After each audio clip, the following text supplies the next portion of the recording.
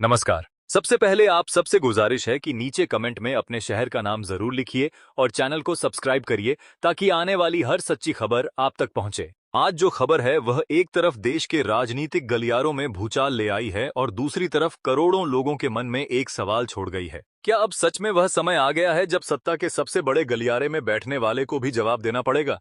जी हाँ, हम बात कर रहे हैं आज की उस बड़ी कार्रवाई की जिसमें ईडी ने प्रधानमंत्री नरेंद्र मोदी को कड़ी फटकार लगाते हुए जेल भेजने का आदेश दिया है। यह घटना अचानक नहीं हुई। कई महीनों से ईडी यानी प्रवर्तन निदेशालय की जांच चल रही थी। फाइलें खुल रही थीं, दस्तावेज सामने आ रहे थे और एक एक कर गवाह बयान दे रहे थे।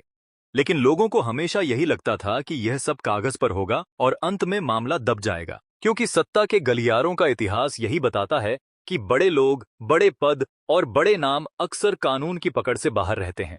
लेकिन इस बार तस्वीर अलग थी। सुबह सुबह दिल्ली के कई इलाकों में हलचल थी। ईडी के दफ्तर से लेकर सुप्रीम कोर्ट के बाहर तक मीडिया की भीड़ जमा थी। अफवाहें उड़ रही थी कि कोई बड़ा कदम उठने वाला है और ठीक 11 बजे प्रवर्तन निदेशालय के मुख्यालय से आधिकारिक बयान आया। नरेंद्र मोदी पर लगे आरोपों की जांच पूरी हो चुकी है और उन्हें तुरंत न्यायिक हिरासत में भेजा जाएगा।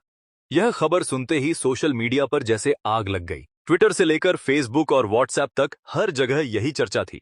क्या यह सच है? क्या वाकई प्रधानमंत्री को जेल भेजा जा रहा है? लोग अपने अपने तरीके से प्रतिक्रिया दे रहे थे। किसी ने इसे लोकतंत्र की जीत बताया तो किसी ने इसे राजनीतिक बदला। ईडी के सूत्रों के मुताबिक मामला सिर्फ आर्थिक अनियमितताओं तक सीमित नहीं था। जांच में ऐसे कई दस्तावेज सामने आए जिनमें कथित तौर पर बड़े पैमाने पर धन का गलत इस्तेमाल, चुनावी फंडिंग में गड़बड़ी और कुछ विदेशी सौदों में लाभ पहुंचाने के आरोप थे। यह वही मुद्दे थे जिन पर विपक्ष पिछले कई सालों से आवाज उठा रहा था, लेकिन सत्ता पक्ष हर बार इन्हें झूठ और अफवाह कहकर खारिज करता रहा। दिल्ली के राजनीतिक माहौल में इस खबर ने तूफान ला दिया। संसद में विपक्षी नेताओं ने तालियां बजाकर इसका स्वागत किया। राहुल गांधी ने ट्वीट किया, सच की जीत हुई है। देश में पहली बार सत्ता के शिखर पर बैठे व्यक्ति को कानून के कटघरे में खड़ा किया गया है। वहीं बीजेपी के कुछ वरिष्ठ नेता मीडिया से बचते नजर आए। इस पूरे घटनाक्रम में सबसे दिलचस्प बात यह रही कि कार्यवाही से पहले प्रधानमंत्री मोदी को कोई चेतावनी या नोटिस नहीं भेजा गया। ईडी की टीम सीधे उनके आधिकारिक आवास पहुंची और वहां 1 घंटे तक कागजी कार्यवाही के बाद उन्हें हिरासत में लिया गया। सुरक्षा के सख्त इंतजाम थे, लेकिन बाहर खड़े लोगों की भीड़ ने लोकतंत्र जिंदाबाद और कानून सबके लिए बराबर के नारे लगाए। शाम तक प्रधानमंत्री को तिहाड़ जेल ले जाया गया। जेल प्रशासन ने इसकी पुष्टि करते हुए कहा कि उन्हें वीआईपी ट्रीटमेंट नहीं दिया जाएगा और सभी बंदियों के जैसे ही नियम लागू होंगे। हालांकि सुरक्षा कारणों से उन्हें अलग बैरक में रखा गया है। इस कार्यवाही का असर सिर्फ राजनीति तक सीमित नहीं है। देश भर में लोग इसे एक मिसाल के तौर पर देख रहे हैं। कानूनी विशेषज्ञ कह रहे हैं कि अगर देश का सबसे ताकतवर व्यक्ति भी कानून से ऊपर नहीं है तो यह न्यायपालिका और जांच एजेंसियों की स्वतंत्रता का सबसे बड़ा सबूत है। लेकिन साथ ही कई लोग यह भी सवाल उठा रहे हैं कि क्या यह कदम वाकई न्याय के लिए है या फिर किसी बड़े राजनीतिक खेल का हिस्सा। अंतर्राष्ट्रीय मीडिया ने भी इस खबर को बड़ी जगह दी है। न्यूयॉर्क टाइम्स से लेकर बीबीसी तक हर जगह हेडलाइन चल रही है, India's prime minister sent to jail amid corruption probe. विदेशी अखबारों में इसे भारत के लोकतंत्र के लिए एक ऐतिहासिक मोड़ बताया जा रहा है। अब आगे क्या होगा, यह सवाल सबके जहन में है। कानूनी प्रक्रिया लंबी है और जमानत के लिए याचिका भी दायर की जा सकती है, लेकिन फिलहाल इस घटना ने सत्ता और जनता के बीच की दूरी को कम कर दिया है, क्योंकि आम आदमी पहली बार देख रहा है कि कानून सच में सबके लिए बराबर है। शहर शहर, गली गली में लोग चर्चा कर रहे हैं। चाय की दुकानों पर, बस अड्डों पर, यहां तक कि मेट्रो में सफर करते हुए भी यही सवाल गूंज रहा है, क्या अब बाकी बड़े नेताओं पर भी कार्रवाई होगी? और यह थी आज की वह खबर जिसने सत्ता की नींव को हिला दिया। नीचे कमेंट में अपने शहर का नाम लिखना ना भूलें और जुड़े रहिए, क्योंकि आने वाले दिन और भी बड़े खुलासे लेकर आने वाले हैं। आइए दूसरी सबसे बड़ी खबर पर नजर डालते हैं, जो कि सत्ता की बुनियाद को हिला डाला एक ऐसे बयान से जिसने सत्ता के गलियारों में खामोशी फैला दी है। वीडियो में आखिरी तक बने रहे। बहुत ही कम समय में आपको बहुत जानकारी मिलने वाली है। तो चलिए शुरू करते हैं। फिर से राहुल गांधी ने आज प्रेस कॉन्फ्रेंस में कहा, हमारे पास ऐसे दस्तावेजें हैं जो चुनाव आयोग की निष्पक्षता पर गंभीर सवाल उठाते हैं।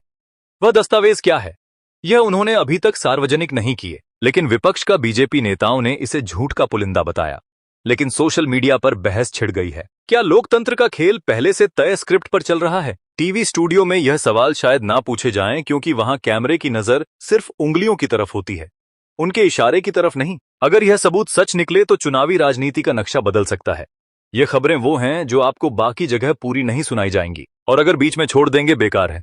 तो आखिर तक देखिए पूरी तस्वीर समझने के लिए। आज की दूसरी बड़ी खबर, जहां कानून के मंदिर में सत्ता के सबसे बड़े खिलाड़ी का नाम गूंजा। सुप्रीम कोर्ट में आज एक नई जनहित याचिका दायर हुई, जिसमें आरोप लगाया गया कि चुनावी बांड स्कीम के जरिए कुछ खास उद्योगपतियों को फायदा पहुंचाया गया, और इस खेल में गृह मंत्री का नाम सामने आया। सरकार ने इन आरोपों को राजनीतिक साजिश बताया, लेकिन विपक्ष ने कहा नाम बड़ा है, मामला भी बड़ा होगा। सवाल यह है कि अगर आरोप झूठे हैं तो डर किस बात का, और अगर सच है तो जवाब किसके पास है।